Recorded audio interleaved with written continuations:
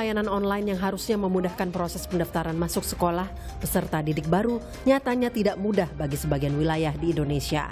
Sebut saja di Bogor, Jawa Barat, ratusan calon siswa SMP negeri diduga terdaftar berkat pemalsuan data alamat.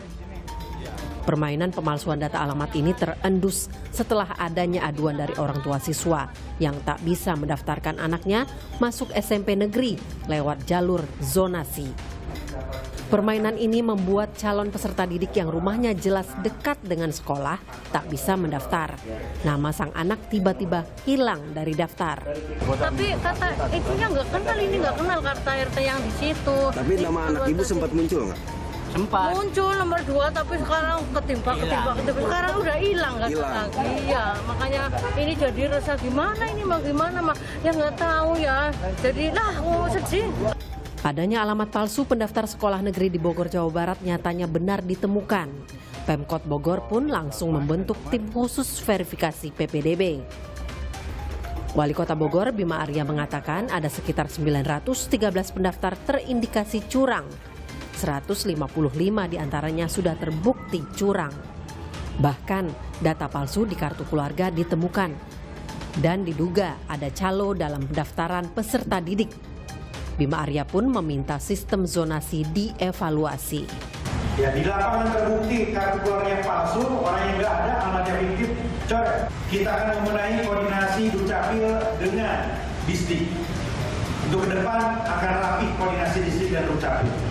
Tapi untuk nasional di luar kewenangan kami, tentu kami akan usulkan secara resmi Presiden dan Menteri Pendidikan untuk mengevaluasi total sistem zonasi. Kecurangan dalam penerimaan peserta didik baru PPDB juga terjadi di Banten. Lembaga Negara Sang Pengawas Penyelenggara Pelayanan Publik Ombudsman menyebut di Banten ada sejumlah siswa yang diduga dipaksakan lolos dalam proses PPDB akibat tekanan dari oknum atau pejabat. Sama dengan di Bogor, PPDB Banten juga terindikasi ada calo. Ada beberapa laporan yang masuk dari masyarakat ataupun hasil dari pemeriksaan kami sendiri seperti terkait dengan afirmasi, lalu permasalahan adanya upaya-upaya pungli, tekanan dan segala macam yang memang diupayakan untuk mempengaruhi hasil PPDB. Miris, penerimaan siswa di sekolah negeri milik pemerintah yang sudah menggunakan sistem pendaftaran secara online masih saja ada celah bagi sejumlah oknum yang berniat curang atau justru memperkaya diri. Kecurangan ini diperkirakan sudah terjadi bertahun-tahun di sejumlah daerah. Dapatkah kecurangan dalam sistem penerimaan siswa baru ini dihapus selamanya agar sistem PPDB online terus dipertahankan? Tim Liputan, Kompas TV. Sistem penerimaan siswa baru secara online per zonasi wilayah salah satunya dimaksudkan demi menampung siswa sesuai lokasi tempat tinggalnya. Nyatanya masih banyak yang diakali oleh orang-orang tertentu hingga memasukkan data keluarga. Tidak heran jika banyak siswa sesuai zonasi yang menjadi korban tidak lulus seleksi PPDB online. Nah, mengapa ini bisa terjadi dan bagaimana solusi dan pembenahan dari Kementerian atau Kemendikbud? Kedepannya, masih dapatkah sistem zonasi ini dipertahankan? Kami akan membahasnya bersama Direktur Sekolah Dasar Direktorat Jenderal PAUD Dikdasmen Kemendikbud, ada Pak Muhammad Hasbi, dan ada pengamat pendidikan dari Universitas Pendidikan Indonesia UPI Bandung, Pak Cecep Darmawan. Selamat pagi, Pak Cecep, Pak Hasbi. Selamat pagi. Pagi, Mas. Terima kasih sudah bergabung bersama kami. Saya ingin tahu tanggapan dari Kemendikbud dulu, terutama terkait dengan temuan di Bogor ini. Bagaimana sebenarnya, apa yang bisa dipelajari dari temuan di Bogor ini, Pak Hasbi? Ya, terima kasih Mas. Jadi pada dasarnya tentu kami turut prihatin atas berbagai temuan yang telah disampaikan tadi. Akan tetapi kami perlu menggarisbawahi bahwa PPDB ini sebenarnya memiliki tujuan yang sangat baik. Yang pertama adalah kita ingin agar tercipta pemerataan, memperoleh kesempatan pendidikan yang berkualitas bagi seluruh peserta didik. Kemudian yang kedua, kita ingin agar kita bisa mendekatkan lokasi domisili peserta didik dengan pelayanan pendidikannya itu sendiri. Dan yang ketiga, dan yang tidak kalah pentingnya adalah kita ingin menciptakan kolaborasi yang lebih baik antara satuan pendidikan, sekolah, maupun orang tua. Nah, juga ujung-ujungnya adalah ini tentunya kita harapkan kebijakan ini dapat berpihak kepada peserta didik. Nah, tapi nyatanya memang kalau tujuan baiknya kita bisa pahami, kita bahkan tahu bahwa sistem ini sudah berhasil lah, terutama di sejumlah negara. Tapi kalau kita lihat praktiknya di lapangan, ya temuan seperti di Bogor inilah yang masih kita temui. Apa yang salah di sini, Pak Hasbi? Apakah bukan sistemnya yang bermasalah, tapi penerapannya, ataupun bahwa masih ada yang berniat jahat bermain di baliknya, atau apa sebenarnya yang sehingga masih menimbulkan, paling tidak identifikasi dari Kemendikbud bagaimana? Ya, tentunya berdasarkan Permendikbud nomor 1 tahun 2021, kita memberikan keleluasaan kepada pemerintah daerah untuk mengeluarkan aturan perundang-undangan ataupun semacam juknis untuk mengatur berbagai hal itu. Pertama terkait dengan bagaimana misalnya mengatur penetapan zonasi dan bagaimana mengimplementasikannya. Tentu di sini terkait dengan adanya berbagai kecurangan maupun manipulasi kartu keluarga misalnya, kita mendorong agar permasalahan ini dapat diselesaikan sesuai dengan kasusnya. Misalnya apabila terkait dengan manipulasi dan kecurangan, tentu kita mendorong agar ini diselesaikan melalui aturan perundang-undangan yang berlaku. Maupun apabila misalnya ada kesalahan dalam penginputan ataupun kesalahan dalam membaca kartu keluarga, tentu ini memiliki konsekuensi administratif. Jadi ya kita mendorong pemerintah daerah menerbitkan juknis dan melakukan pengawasan dan mengambil langkah-langkah yang diperlukan agar hal-hal yang disampaikan oleh Mas Timothy itu tadi dapat kita minimalisir. Oke, saya ingin analisa dari Pak Cecep, dari Anda sendiri. Sebenarnya apakah memang harus kita, kalau evaluasi saya yakin memang ini harus dilakukan, tapi kesalahan ataupun kecurangan yang kita lihat setidaknya di Bogor nih yang baru terungkap dan dibuka oleh kepala daerahnya ini yang di Bogor nih oleh Mas Bima Arya. Anda sendiri melihat ini permasalahannya letaknya ada di mana dalam arti pelaksanaan lah. Kalau secara luasnya mungkin kita bisa bahas nanti. Tapi kenapa pelaksanaan di lapangannya begitu sulit dan akhirnya rawan hal-hal seperti ini? Ya, pertama kita apresiasi dulu ya bahwa upaya ingin kelompok-kelompok dari masyarakat maksudnya yang dekat dengan sekolah itu bisa diterima gitu ya Pak Hasbi ya. Jadi itu kita apresiasi betul keinginan pemerintah dengan sistem zonasi ya. Meski begitu sebetulnya kan kalau bicara zonasi itu kita kaitkan dengan 3 hal ya. Satu soal legalitasnya, aspek hukumnya seperti apa ya. Yang kedua soal teknis administratifnya ya, pelaksanaannya. Yang ketiga soal persepsi publiknya atau aspek sosialnya. Nah, kaitan dengan aspek legal atau hukum, sebetulnya Pak Hasbi ya, saya melihat kewenangan pusat itu dalam kaitan dengan PPDB, karena kan PPDB itu ada di pada tingkatan SD SMP itu kabupaten kota ya, kemudian SMA SMP itu provinsi ya. Sebaiknya regulasi pusat itu hanya bicara soal prinsip saja ya, misalnya prinsip aturan bagaimana PPDB dilaksanakan secara akuntabel ya, transparan dan sebagainya. Nah, semuanya sebetulnya setelah di luar itu ya, dia harusnya spesialis ya, berikan aja ke daerah sesuai kewenangannya, sehingga pengaturan zonasi itu seperti apa, berapa persen zonasi, berapa persen prestasi dan lain-lain itu serahkan sebenarnya ke daerah. Karena saat di daerah itu masih terjadi disparitas ya antara satu sekolah dan sekolah lain, kemudian juga daerah dan daerah lain. Ada satu kecamatan basis sekolahnya banyak, ada yang tidak gitu. Nah ini kalau diatur di pusat itu terlalu rigid ya, mendingan diatur aja oleh daerah sesuai kewenangan, karena punya otonomi atau desentralisasi pendidikan itu di daerah. Yang aspek teknis. Nah aspek teknis birokrasi juga ini harus dipahami bahwa PPDB itu bukan soal persoalan distrik saja semata, bukan. Ya dia terkait dengan aspek-aspek lain. Ya soal zonasi misalnya kan ini pasti dengan Disduk Capil misalnya ya. Nah seperti apa? Makanya pernah saya katakan di berbagai media, kita harusnya punya basic data kependudukan itu yang valid ya, gitu. Nah problem bangsa ini kan soal data itu ya. Kalau itu valid, orang mau move misalnya pindah-pindah itu ya. Nah itu kan walaupun tidak ada larangan untuk pindah, tetapi kan nanti kelihatan. Ya, apakah dia kakaknya itu ada di dalam kakak sebuah keluarga ya, ataukah dia nempel di kakak lain yang itu hanya sekedar untuk PPDB. Nah, itu harusnya terrecord ya jauh sebelum PPDB terlaksana ya. Sekarang memang beberapa daerah membuat regulasi misalnya setahun ada yang tidak ya.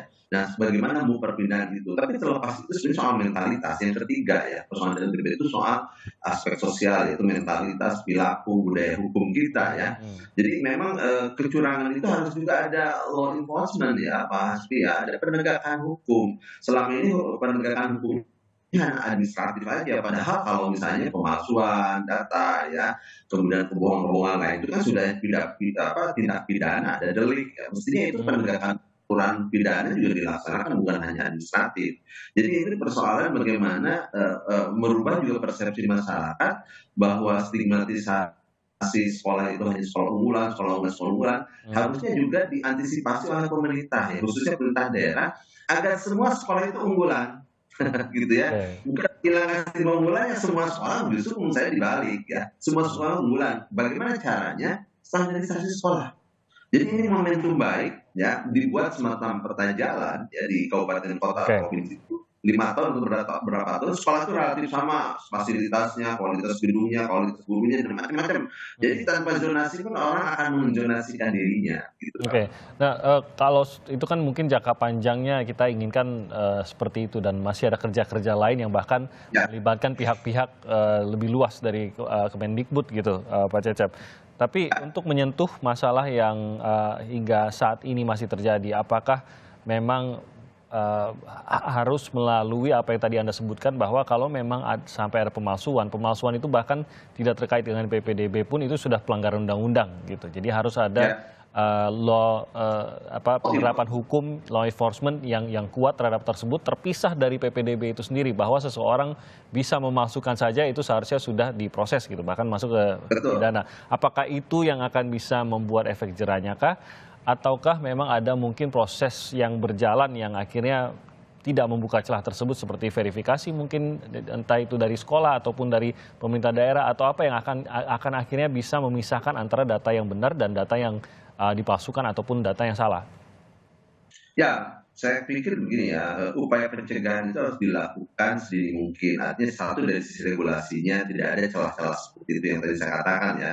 Regulasi yang terlalu terbuka untuk adanya kecurangan titipan itu harusnya ditutup rapat-rapat. Ya. Nah, kalau masih aturan sudah bagus, sistem sudah bagus, masih ada kecurangan, berarti faktor man behind the gun, istilahnya ya.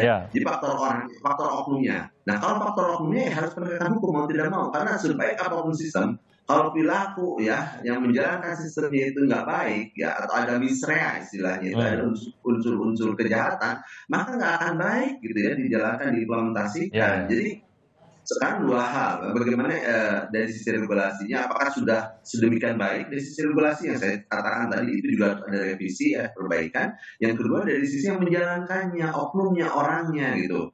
Nah sekarang penegakan hukum itu penting, bukan hanya semata-mata efek jerah sesungguhnya, juga ini adalah bagian dari educated kepada masyarakat ya, bahwa ya kita itu harus fair, harus adil, harus juga transparan. Dan kalau PPDB saja sudah curang, bagaimana kita bisa meningkatkan ya integritas sumber daya manusia kita kalau dunia pendidikan saja misalnya begitu. Apalagi misalnya ada oknum melalui titipan-titipan ya, jalur-jalur yang tidak resminya, itu harusnya sudah tidak ada lagi gitu. Makanya dibuatlah selain fakta integritas sebagai solusi ya, fakta integritas, kemudian juga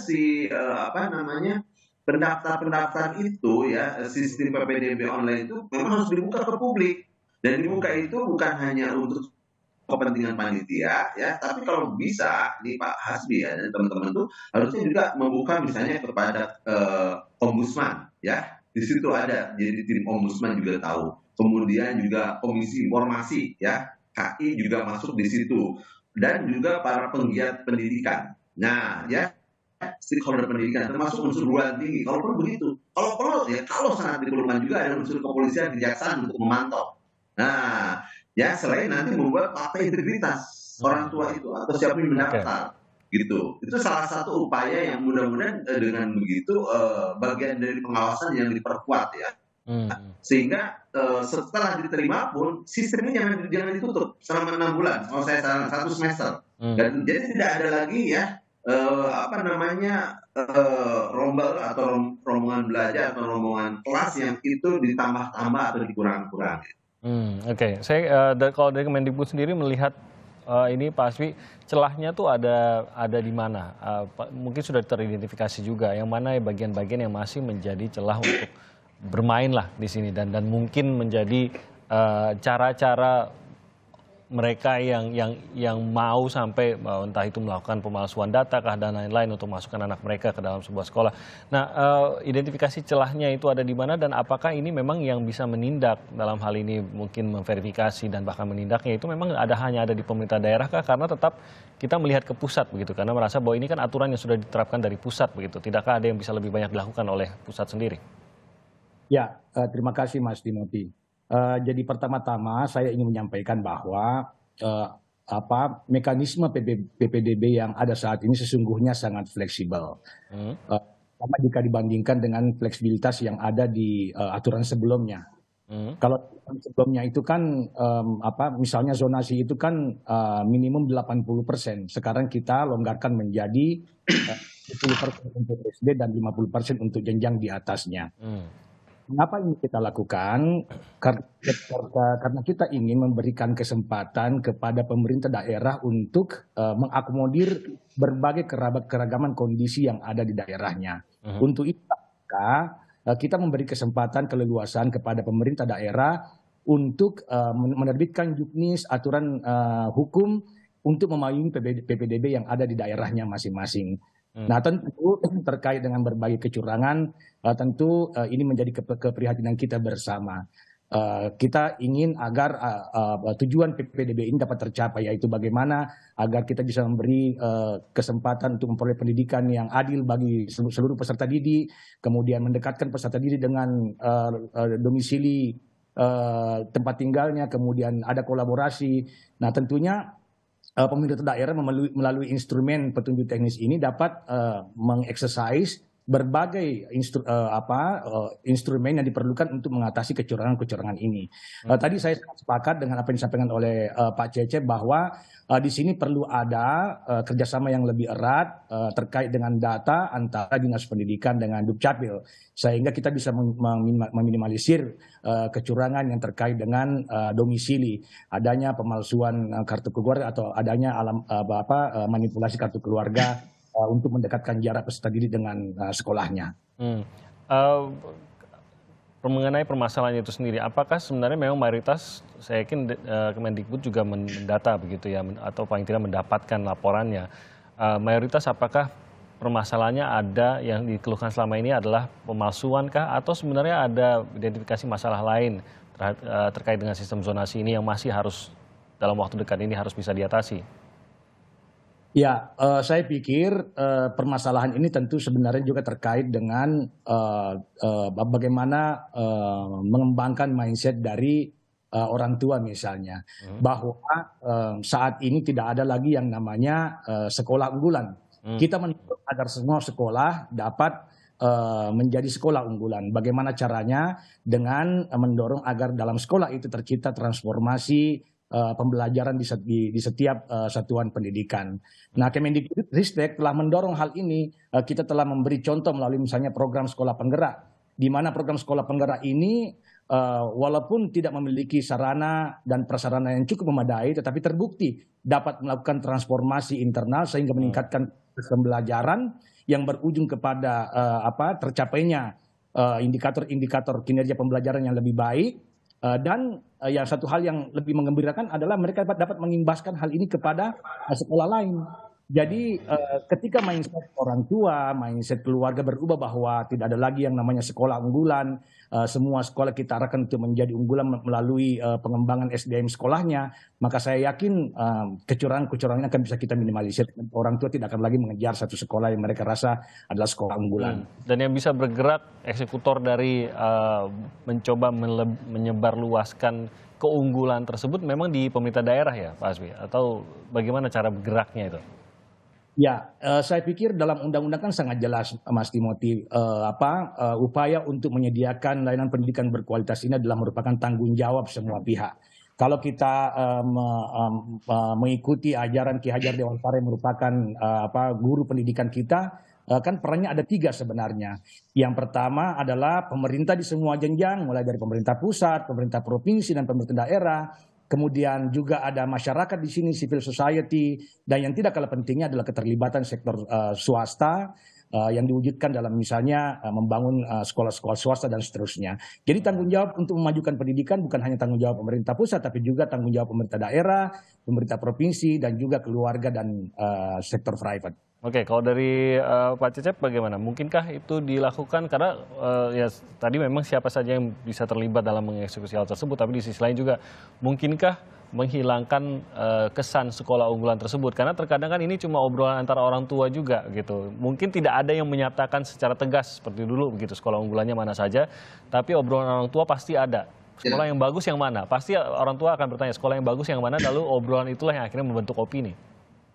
Ya itulah yang saya tadi katakan bahwa semestinya pemerintah daerah itu bukan menghilangkan stigma sekolah unggulannya, justru menstigmatisasi bahwa sekolah itu semua unggulan. Itu yang penting. Kalau menghilangkan stigma sekolah unggulan, selama disparitas ini terjadi, nggak akan mungkin. Ya karena itu aspek apa? Karena itu aspek sosiologis masyarakat. Ya, betul. Bahwa alumni dari sekolah ini, bagaimana dulu, dan itu stigmatisasi. Justru yang harus dilakukan adalah ya tadi bagaimana sekolah-sekolah itu menjadi sekolah semua favorit, semua unggulan. Nah itulah tugas pemerintah. Ya kan tidak semua sekolah sama, Pak Cecep. Ya betul, makanya kan ada 8 standar tuh dalam standar pendidikan nasional tuh ya. Dari mulai standar salah satunya misalnya soal sarana prasarana. Berikutnya soal apa lagi? Misalnya standar gurunya, standar kompetensi lulusannya ya, termasuk standar proses pembelajaran, standar evaluasi dan lain-lain. Itu aja yang distandarkan. Jadi orang mau masuk di sekolah 1, 2, 3 dan seterusnya itu dari luas gedungnya sama gitu ya. Kualitas gurunya relatif sama, gitu. Proses pembelajarannya sama, pembiayaannya juga gitu dan lain-lain. Maka orang akan menganggap bahwa unggul itu bukan hanya milik 1, 2, 3 sekolah saja, tapi milik semua sekolah. Ya, jadi stigma di masyarakat sekolah unggulan itu tidak bisa dipaksakan juga. Masyarakat sekarang sekolahnya yang lain dihilangkan nih, yang ini nggak unggul loh, semuanya sama, nggak bisa begitu. Tetapi dengan upaya gitu ya, dengan upaya bahwa memang tidak bisa dalam waktu sekejap ya, dia butuh proses. Saya yakin, tapi harusnya dia kan ada roadmap gitu ya, pasti ada roadmap. Misalnya mau tahun ini berapa sekolah dulu yang standarnya seperti yang tadi. Kalau sekarang ada misalnya ada 3 sekolah favorit atau unggulan itu, coba tahun depan itu ada 10 ya, berikutnya ada 20, nah gitu, tahun depan ada sekian, jadi semua sekolah unggulan. Gitu. Nah, dengan demikian ya stigmatisasi yang secara sosiologis itu ya bisa hilang dengan sendirinya gitu. Dijawab dengan realita ya. Kalau hanya masyarakat ditempel gitu ya bahwa semua sekolah ini sudah bukan unggulan ya, bisa juga gitu ya. Jadi sekarang mendingan memperbaiki aja sistem itu ya. Terus gurunya juga sudah bagus, sekarang dimutar ya. Pindah sana pindah sini itu juga bagian dari upaya bagaimana pemerataan kualitas pendidikan. Upaya itu ada, tapi harusnya Pak Hasbi ya diakseleratif gitu ya. Nah karena di daerah itu ada dewan, coba anggarkan dengan dewan. Minimal fasilitasnya dulu lah sama. Ada fasilitas olahraganya ya misalnya begitu, yang memadai, terus bentuk gedungnya dan segala macam yang nyaman. Jadi orang akan ngapain sekolah jauh-jauh yang dianggap unggulan pertama, udah aja di depan rumah. Sama sekolahnya, kualitasnya juga sama gitu. Oke. Pak Hasbi, kalau begitu tentu kita kan masih melihat kepada pemerintah pusat untuk bisa secara nasional mengatasi permasalahan-permasalahan yang timbul. Kita tahu bahwa ini temuan yang kita bicarakan yang di Bogor. Tapi temuan yang sama sebenarnya juga kita ketahui setidaknya di Jakarta pun sudah menjadi pembicaraan mengenai ada yang akhirnya masuk dengan cara yang sebenarnya tidak diperbolehkan atau bahkan masuk ke ranah ilegal begitu. Kita dengar mengenai adanya calo-calo yang bisa mengatur masuknya murid-murid ke dalam sekolah yang diinginkan gitu. Tadi sudah dibahas bahwa ada beberapa tindakan yang sudah masuk ke ranah pidana sebenarnya. Sampai ada pemalsuan data yang tentunya secara kependudukan tidak diperbolehkan. Jadi kalau dari secara nasional begitu ingin menyelesaikan hal tersebut, kita melihat ke pusat. Dari Kementerian Pendidikan sendiri mendorong kemana, Pak Hasbi? Apakah memang mendorong juga terhadap tindakan aparat yang harus masuk di sini? Kalau ada tindakan pidana maka harus melalui jalur pidana. Dan apa upaya lain agar ini bisa diselesaikan secara nasional menutup celah-celah yang tadi masih tersedia? Ya, terima kasih Mas Timothy. Jadi saya pikir kita sama-sama mengetahui ya bahwa kebijakan PPDB ini adalah merupakan kebijakan publik. Nah tentu sebagai kebijakan publik kita terus-menerus melakukan evaluasi secara berjenjang.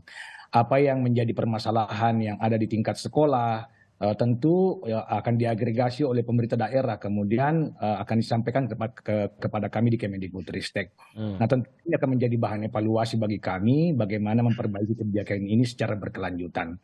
Nah terkait dengan hal-hal yang berhubungan dengan pelanggaran yang terjadi di PPDB ketika itu bersentuhan dengan pelanggaran yang bersifat pidana, tentu kami mendorong agar ini diselesaikan melalui jalur-jalur yang ada. Bila ini terkait dengan pelanggaran kesalahan pencatatan misalnya administratif, maka tentu pemerintah daerah telah memiliki juknis.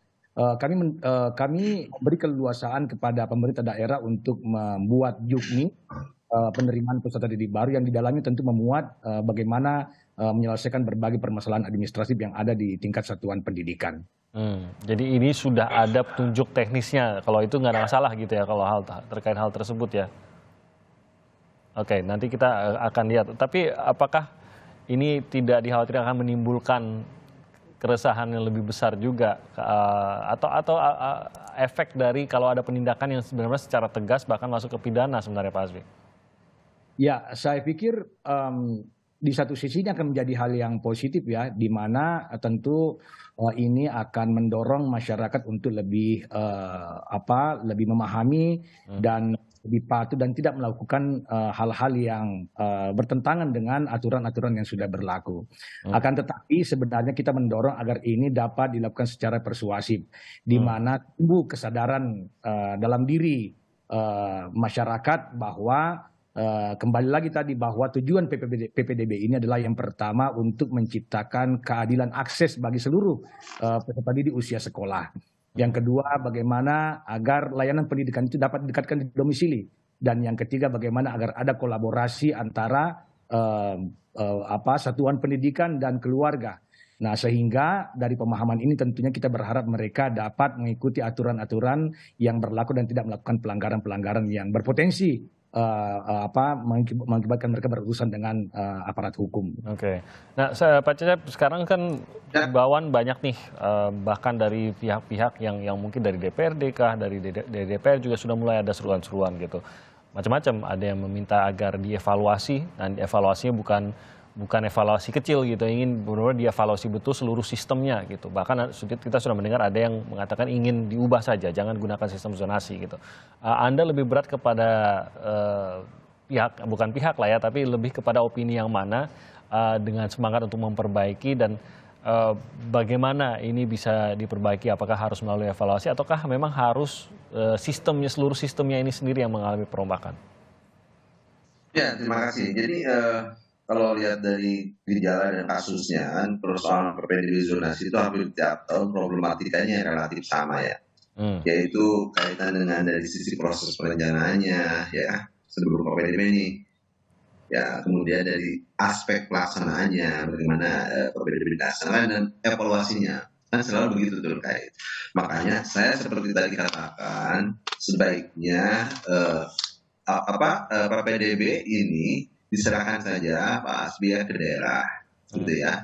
Apakah dia jadi sifatnya opsional? Apakah dia mau zonasi atau mau non zonasi? Ya, menurut sebenarnya jalur prestasi. Karena ketika zonasi dia harus memenuhi persyaratan dulu. Jadi zonasi itu ya boleh dilakukan jika prasyarat utamanya sudah terpenuhi. Apa prasyarat utamanya? Yaitu bahwa antara sekolah itu tidak ada disparitas lagi. Bahwa standarisasi sekolah relatif sama. Oke, itu zonasi seperti di luar negeri, di negara lain seperti itu. Zonasi itu. Tapi bagi yang disparitas terlalu tinggi, ya coba dicari cara lain. Atau untuk daerah tertentu mungkin mix. Ya, ada yang pakai zonasi untuk wilayah tertentu, ada yang pakai jalur prestasi atau non zonasi gitu ya. Tapi yang terpenting sebetulnya mau sistem zonasi maupun non zonasi, yaitu hak pendidikan anak ya. Pelayanan-pelayanan pendidikan dari pemerintah kepada masyarakat itu hak mutlak, hak warga negara, tidak boleh hilang. Jangan sampai karena zonasi anak jadi tidak bisa sekolah. Anak-anak non zonasi anak nggak bisa sekolah. Jangan sampai begitu. Di luar negeri itu di negara maju sampai pemerintah dan atau pemerintah daerahnya itu ya menuntut nih anak mau sekolah kemana, ayo kita dia diajak sekolahnya kemana. Kalau sampai tidak terterima misalnya dari sistem zonasi sampai begitunya. Nah di kita masih jauh lah untuk itu ya, masih jauh. Meski mungkin sudah ada juga ya. Nah tapi hemat saya sebaiknya sesuai dengan regulasi ya bahwa pendidikan itu kan kalau dari sisi urusan adalah bukan urusan pemerintah pusat, tapi urusan yang sifatnya konkuren, yaitu urusan yang terbagi, mana pemerintah pusat, daerah, ya, kabupaten kota dan provinsi. Yep. Ke pusat misalnya PPDB yang kaitan dengan perguruan tinggi itu mutlak 100% itu wilayah pusat. Tapi untuk provinsi serahkan 100% ke provinsi, ya, untuk ngatur gitu. Nah, kemudian yang kabupaten kota SD SMP serahkan ke kabupaten kota. Mau sistemnya apapun, tetapi ketika regulasi ini mau disusun, mau dibuat, mau dibentuk, maka libatkan yang disebut dengan partisipasi yang bermakna, meaningful participation, kata Mahkamah Konstitusi begitu. Libatkan semua pihak ya ketika regulasi itu akan dibuat, misalnya apakah perdanya, apakah peraturan bupati, wali kota, gubernur, melibatkan berbagai stakeholder pendidikan. Sehingga regulasinya itu ya tadi memenuhi unsur sosiologis, filosofis ya dan juga yuridis. Nah sekarang Indonesia itu NKRI kan bukan hanya soal Jakarta, Bandung, Jogja, Surabaya, Makassar, Medan, bukan hanya persoalan-persoalan kota-kota besar seperti itu ya. Antar wilayah, daerah, provinsi itu juga masih terjadi apa yang saya sebut dengan disparitas ya, kesenjangan-kesenjangan itu. Jadi dan juga semangat otonomi daerah, semangat otonomi pendidikan yang semestinya berikan saja ke provinsi. Jadi juga pusat itu hanya sebagai pemantau, regulator umum saja ya, prinsip-prinsip gitu, seluruhnya serahkan ke daerah gitu. Itu jauh lebih bernuansa aspiratif saya kira. Nah, Pak Hasbi mungkin mau menanggapi dan juga mungkin pertanyaan mengenai evaluasi yang bisa dijanjikan apa? Mengingat ini kan kita selalu bilang bahwa ini terjadi lagi tahun ini. Nanti tahun depan mungkin kita akan menghadapi yang sama. Kita ingin evaluasi yang benar-benar memperbaiki, Pak Hasbi.